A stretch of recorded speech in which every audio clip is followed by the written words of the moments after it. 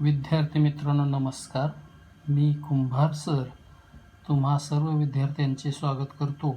आज आपण राजन गवस यांचा सखू आजी हा पाठ पाहणार आहोत. राजन गवस यांचा थोडक्यात परिचय करून घेऊया.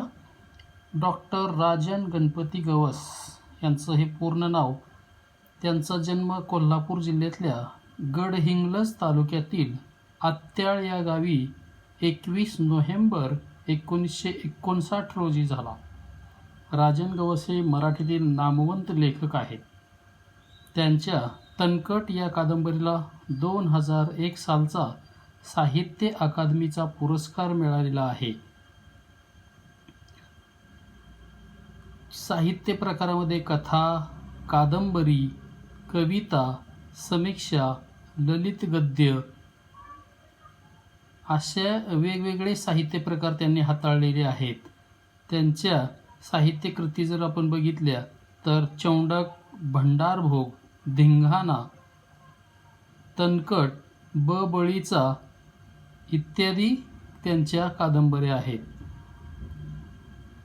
पुरस्कारामध्ये ह.ना. आपटे पुरस्कार, महाराष्ट्र शासन 1985, भंडारभोग या कादंबरीला वि.स. खांडेकर पुरस्कार, महाराष्ट्र शासन 1989, परत भंडारभोग या कादंबरीला साहित्य संस्कृती पुरस्कार, संस्कृती प्रतिष्ठान नवी दिल्ली 1992ला उत्कृष्ट कादंबरी लेखन पुरस्कार, महाराष्ट्र शासन 1994, विखे पाटील पुरस्कार 1996, शंकर पाटील पुरस्कार, महाराष्ट्र साहित्य परिषद पुणे 1997, भंडारभोग या कादंबरीला ग.ल. ठोकळ पुरस्कार, महाराष्ट्र साहित्य परिषद पुरस्कार 1999, भैरूरतन दमानी पुरस्कार 1999, महाराष्ट्र फाउंडेशन पुरस्कार 2000, साहित्य अकादमी पुरस्कार 2001 मध्ये तणकट या पुस्तकासाठी,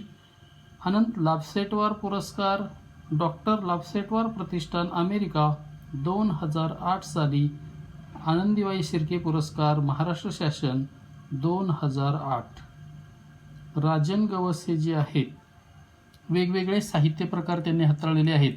आणि एखादी एक आजी जी आहे या आजीचं वर्णन या पाठामध्ये आलेलं आहे. सखू आजी जी आहे, कारण घरामध्ये आता जर बघितलं तर आजी ही घरातून नाहीशी व्हायला लागलेली आहे. म्हातारी जी माणसं आहेत ती वृद्धाश्रमामध्ये कुठेतरी त्यांना ठेवतात. घरामध्ये जर असतील तर ते त्यांना तेवढं प्रेमानं वागवलं जात नाही आहे. आणि हे जी काही जीवनमूल्य आहे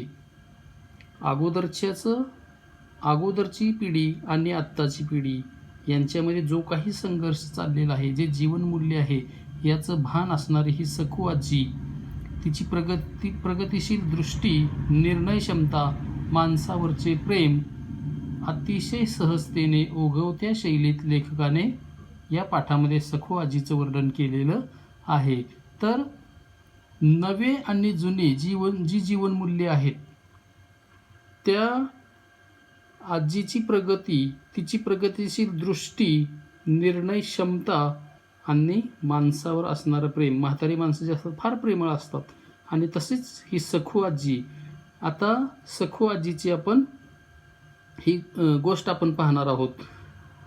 सुरुवातीला एक पॅरेग्राफ आपण वाचून घेऊया आणि मग त्याचं स्पष्टीकरण अशा पद्धतीने हा पाठ आपण पाहूया. सखू आजी परवा वारली ही गोष्ट कदाचित सांगण्याइतपत महत्त्वाची नसेल, कारण आपण कितीतरी मृत्यू रोज अनुभवत असतो. मग सखू आजी वारली याला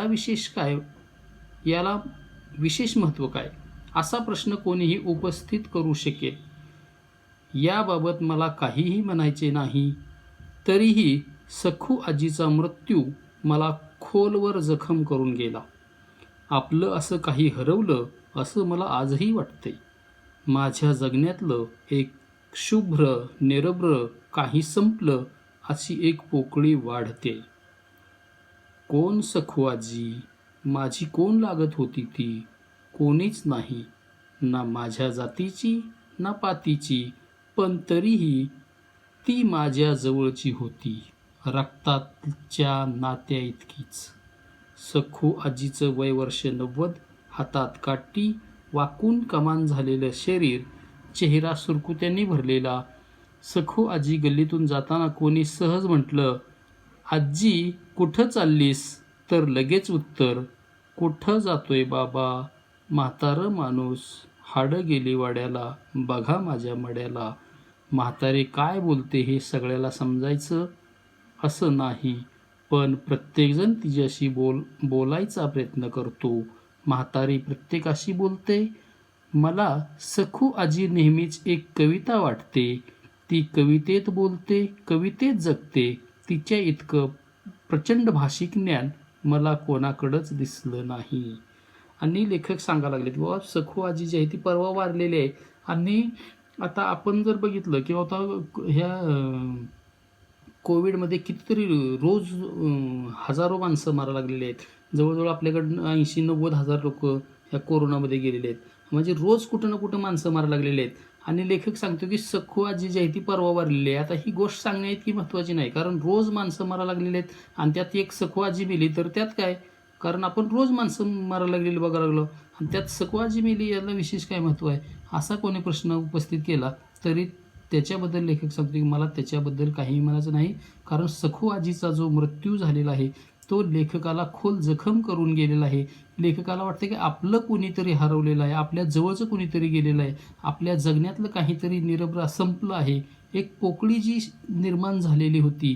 आणि म्हणून सखू आजी कोणीही लागत नव्हती, ती जातीची नव्हती ना पातीची नव्हती, तरीही जवळची होती. रक्ताच्या माणसा इतकीच ती लेखकाला सुद्धा तेवढीच जवळची होती. आणि किती वर्ष जगली ती, 90 वर्षाची असताना, 90 वर्षापर्यंत हातात काठी, वाकून कमान झालेलं शरीर. म्हणजे ती जी जसं आपण तरुणपणे तैट चालतो तर म्हातारपणी काय होतं, आपलं शरीर वाकतं, पुढे वाकतं, तसंच तिचं शरीर जे आहे ते कमान झालेलं आहे. आपण फोटोमध्ये सुद्धा, या चित्रामध्ये सुद्धा आपण बघू शकतोय. आणि चेहरा जो आहे तो सुरकुत्याने भरला आहे. आजीचं वर्णन जर तुम्हाला विचारलं तर हे तुम्हाला सांगता आलं पाहिजे की हातात काठी, वाकून कमान झालेलं शरीर, चेहरा सुरकुत्यांनी भरलेला. आणि ज्यावेळेस सखू आजी येता गल्लीतून सहज जाता येता कोणी म्हणलं, अगं आजी कुठं चाललीस? तर लगेच ती काय म्हणायची, कुठं जातोय बाबा? म्हातारं माणूस, हाडं गेली वाड्याला, बघा माझ्या मड्याला. असं म्हातारी काहीतरी बोलताना नेहमी कवितेमध्ये बोलायची. आणि म्हणून लेखक म्हणतो की एवढं प्रचंड ज्ञान प्रत्येकजण, ती जरी प्रत्येकाशी बोलण्याचा प्रयत्न करत नसली तरी प्रत्येकजण तिच्याशी बोलण्याचा प्रयत्न करायचा. आणि लेखक सांगतात की मला सखू आजी जी आहे ती नेहमी एक कविता वाटते, कारण ती कवितेत जगते आणि तिच्या इतकं प्रचंड भाषिक ज्ञान जे आहे ते मला कोणाकडेही दिसलेलं नाही. अशा पद्धतीने लेखक सांगतायत. पुढे सखू आजी सहज बोलायला लागली तर ती एक कविताच बोलायची. म्हणजे कुणी म्हटलं, म्हातारी गप घरात बसायचं सोडून कुठे निघालीस मरायला? तर ती लगेच म्हणायची, मरण लोकाला सरण दिक्काला, माझं कपाळ भरलं आभाळ, मरलं माणूस झिजलं कानूस, म्हातारी नवसाची भरून उरायची. हे सगळं ती जुळवून बोलायची असं नाही, पण ती बोलायला लागली की आपोआप तिच्या तोंडातून ते बाहेर यायचं. तिच्याशी बोलताना एक अवर्णनीय आनंद मिळायचा. लहानपणी शाळेला जाता जाता आजी आम्हाला गोळा करून बसायची, शेतातल्या गोष्टी सांगायची. आजीची गोष्ट कधी आठवडा चालायची. शाळेला जाताना काही वेळ, शाळेहून येताना काही वेळ, असा तो ठरलेला कार्यक्रम असायचा. एकदा आजीनं एक गोष्ट सहज सुरू केली आणि संपवली, पण ती माझ्या मनात दीर्घकाळ रेंगाळली. आजी म्हणाली, शेतात एक साप होता, त्याचा माणूस झाला, त्याला पंख फुटले, तो समुद्रावर गेला, 4 तपश्चर्या केली, परत आला, त्याचा बैल झाला, खांदा मळला, नांगर जुंपला, फाळाला नागिन डसली, बैलाची दातकुडी बसली, नांगराची नदी झाली. आता ही आजी जी आहे, कारण लेखकानं सांगितलं की सखू आजी जी आहे ती कवितेमध्ये जगते, कवितेमध्ये बोलते. सहज बोलताना सुद्धा तिच्या तोंडातून जे शब्द येतात ते असं काय ठरवून बोलत नव्हती, पण ज्यावेळेस ती बोलायला लागली ती कवितेमध्येच बोलायची. सहज तिने विचारलं, म्हातारी गप घरात बसायचं सोडून कुठं निघालीस मरायला? तर ती लगेच म्हणायची की मरण लोकाला सरण दिक्काला, माझं कपाळ भरलं आभाळ, मरलं माणूस झिजलं कानूस, म्हातारी नवसाची भरून उरायची. म्हणजे म्हातारी जी आहे ती लवकर मरणार नाही. आणि हे सगळं ती बोलायची, ती काय जुळवून बोलत नव्हती. एकदा ती बोलायला लागली की तिच्या ओठामध्ये आपोआप हे शब्द तिच्या तोंडातून बाहेर यायचे. आणि म्हणून प्रत्येकजण तिच्याशी बोलायचा. आणि तिच्याशी बोलताना एक अवर्णनीय, ज्याचं वर्णन करता येत नाही असा आनंद जो आहे तो प्रत्येकाला मिळायचा. आणि लेखक सांगतात की आम्ही लहानपणी काय करायचो, शाळेला जाताना येताना आम्हाला आजी काय करायची, गोष्टी सांगायची, शेतातल्या देवाच्या गोष्टी सांगायची. आणि मग शाळेत जाताना एकदा गोष्ट आणि उरलेली येताना. अशा पद्धतीने कधीकधीच्या गोष्टी ज्या आहेत त्या किमान एक आठवडा चाललेल्या आहेत.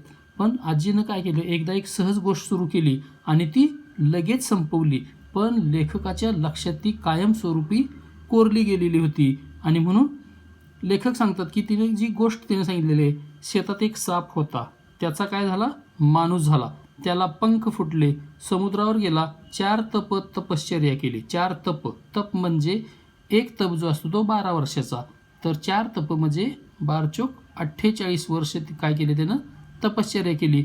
परत आल्यावर काय झालं, त्याचा बैल झाला, खांदा मळला म्हणजे जो खांदा असतो जिथं आपण ते जू ठेवतो बैलाच्या खांद्यावर, त्याला हळद वगैरे लावून त्या खांद्याला मळतात.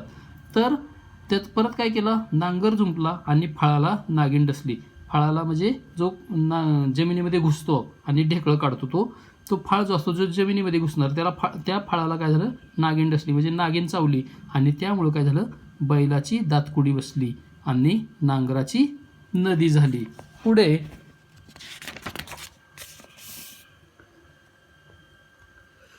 बैलाला आंघोळ घातली, त्याचा साप झाला, नागिनीला घेऊन पळाला. हे सांगताना आजीच्या चेहऱ्यावरचे बदलणारे हावभाव, हाताच्या हालचाली, या साऱ्यातून हे सारं आपल्या समोर घडत आहे, आपण पाहत आहोत असं वाटून अंगावर शहारी यायची. ही गोष्ट ऐकल्यानंतर कित्येक दिवस ही गोष्ट माझ्या स्वप्नात जशीच्या तशी घडायची.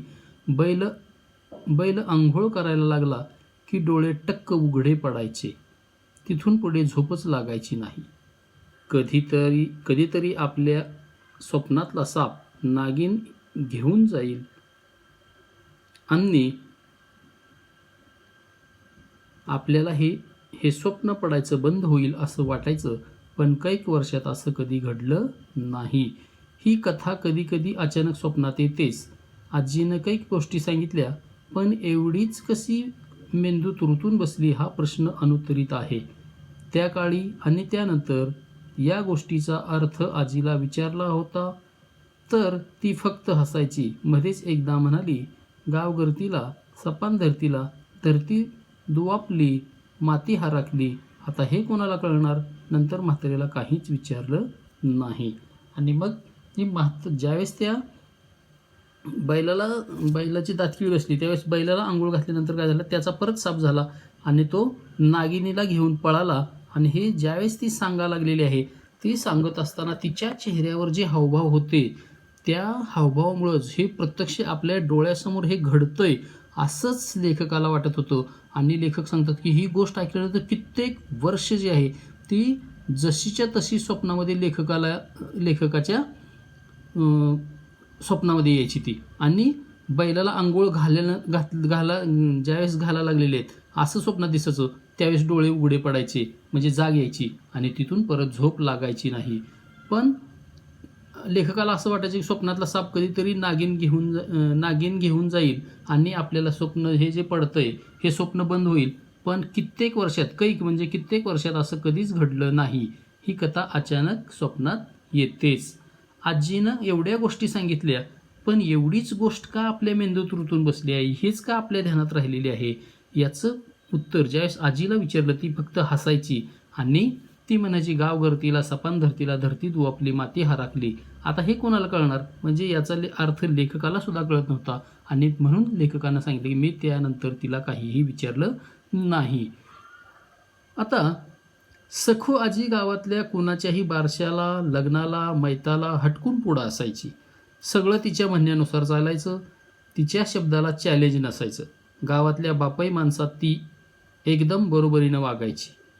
एकदा गावच्या लक्ष्मीची जत्रा ठरली, इडं पडलं, चाकबंदी झाली.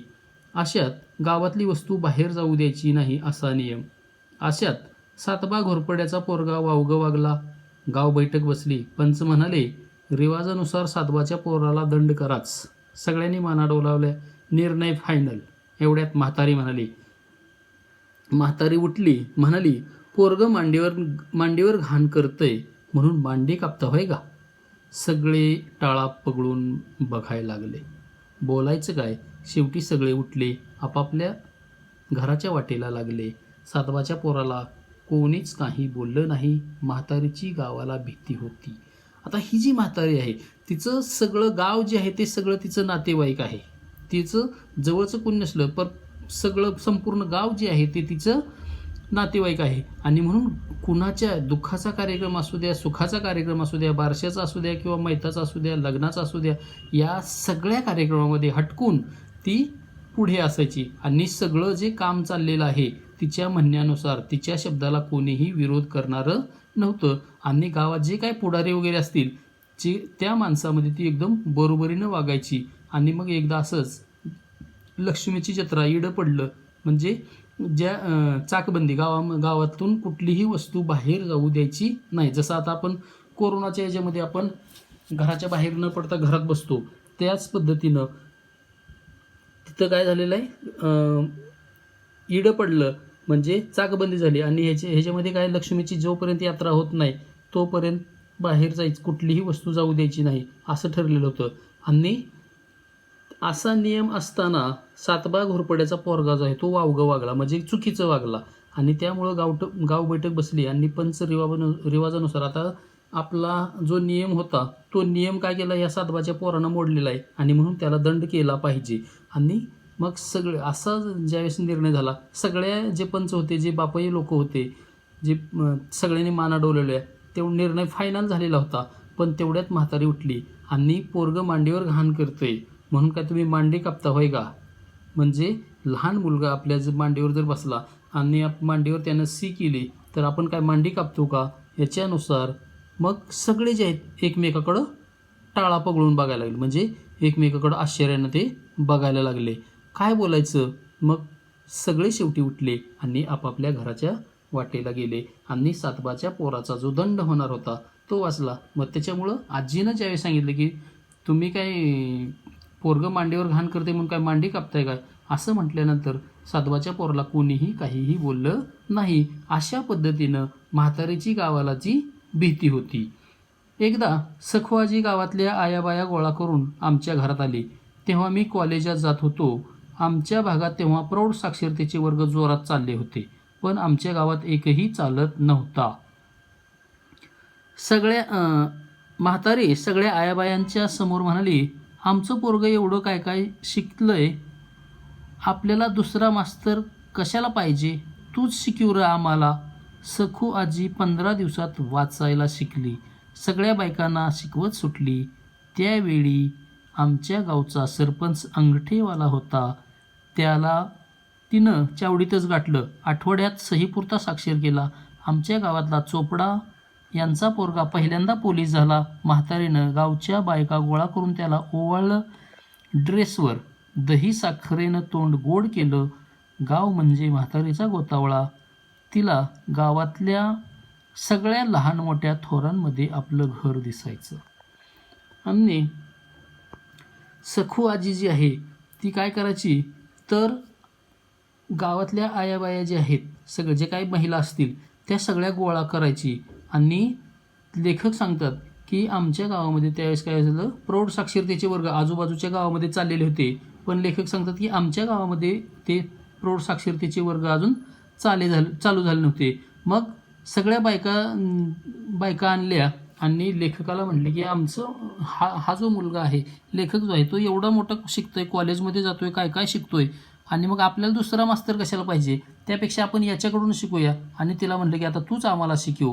आणि मग सखू आजीला शिकवलं. सखू आजी शिकण्याची जी जिद्द होती, पण फक्त 15 दिवसामध्ये ती काय केली, लिहायला वाचायला साक्षर झाली. आणि त्याच वेळेस गावचा सरपंच जो आहे तो अंगठेवाला, म्हणजे तोही निरक्षर होता. आणि मग त्याला काय केलं, आठवड्यामध्ये तिला सुद्धा त्यांनी सही पुरता साक्षर केला. म्हणजे त्या सरपंचाला सुद्धा तिनं शिकवलं. स्वतः शिकली, दुसऱ्याला शिकवत सुटली.